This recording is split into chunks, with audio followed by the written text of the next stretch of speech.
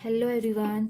आज हम differential equation का चैप्टर एग्जैक्ट डिफरेंशियल इक्वेशन का क्वेश्चन स्टार्ट कर रहे हैं। तो सबसे पहले तो हमें डेफिनेशन पता होनी चाहिए कि एग्जैक्ट डिफरेंशियल इक्वेशन होती क्या है। ठीक है, जो इक्वेशन हमारे पास इस फॉर्म में होती है M D X plus N D Y is equal to zero. ठीक है, वो एग्जैक्ट कब होती है? जब कर्ली पार्शियली डिफरेंशिएट करते हैं एम को वाई के साथ और पार्शियल डिफरेंशिएशन एन को विद रिस्पेक्ट टू एक्स करते हैं। अगर वो दोनों इक्वेशन इक्वल होती है तो वो सॉल्यूशन एग्जैक्ट होता है। देन हम उसका सॉल्यूशन कैसे फाइंड करते हैं? ऐसे m को इंटीग्रेट करते हैं, उसमें जो y वाली टर्म होती है उसको कांस्टेंट रखते हैं, प्लस इंटीग्रेशन करते हैं n वाली टर्म, बट उस n वाली टर्म में x कंटेन नहीं होना चाहिए, which is equal to c constant. c क्या कैरी कर रहा है? कांस्टेंट। अगर बाय चांस जैसे ये इक्वेशन है, हमारे पास n है, n में सारी टर्म्स x को कंटेन कर दिए, तो ये वाली टर्म एलिमिनेट हो जाती है, इसको जीरो लिखते हैं। ठीक है, तो एक क्वेश्चन करते हैं, क्वेश्चन से समझते हैं। ठीक है, ये क्वेश्चन भी एक दो बार एग्जाम में आ चुका है। ठीक है, तो हमारे पास क्वेश्चन क्या है? बेसिकली कोस एक्स मल्टीप्लाई में कोस वाई माइनस कोट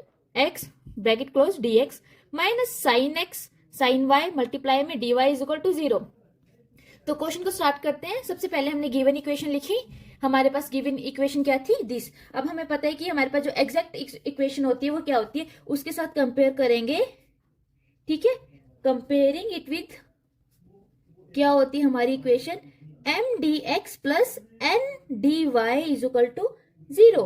जब हम इन दोनों इक्वेशन को कंपेयर करते हैं, इस इक्वेशन को इस इक्वेशन के साथ, तो यहां से हमारे पास m की वैल्यू क्या आती है? कोस एक्स मल्टीप्लाई में cos Y minus cot x. ठीक है, n की वैल्यू क्या आती है? n की वैल्यू आती है माइनस n। ये पूरा कैरी कर रहा है क्योंकि देखो ये प्लस का साइन है, n ये पूरा कैरी करेगा तो भी माइनस माइनस यहाँ पे प्लस बनेगा। ठीक है, यहाँ पे ये माइनस है, अगर हम इस टर्म को माइनस रखेंगे तभी माइनस माइनस वाली टर्म के साथ कंपेयर करके प्लस बनेगा।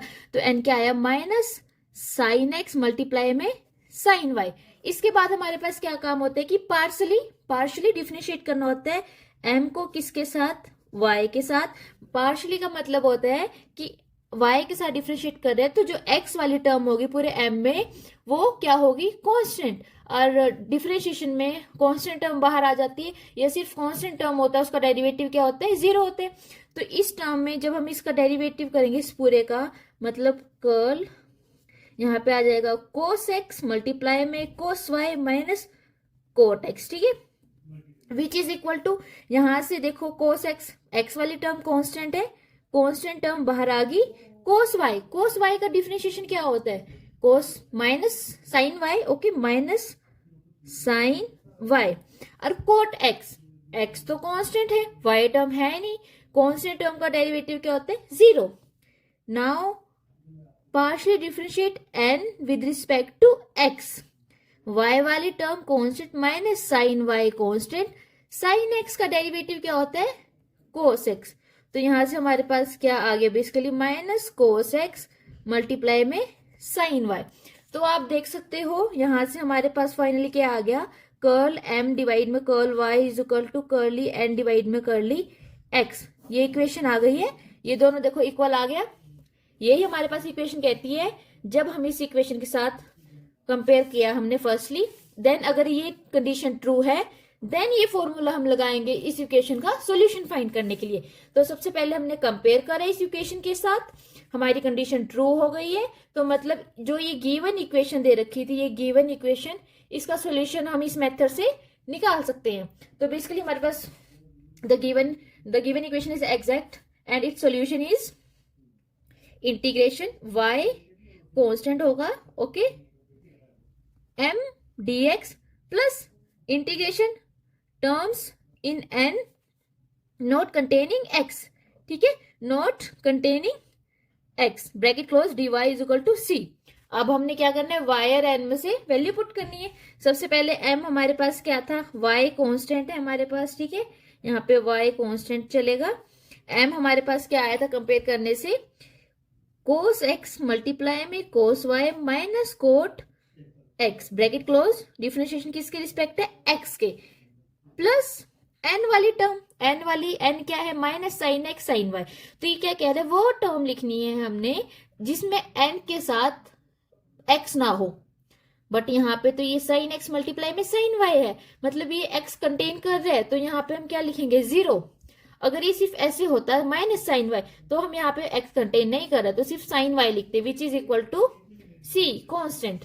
ठीक है, नाउ इसको इंटीग्रेट करेंगे, यहां से y कॉन्स्टेंट है तो y वाली टर्म बाहर आ गई, cos y integration cos x dx minus integration cot x dx which is equal to C.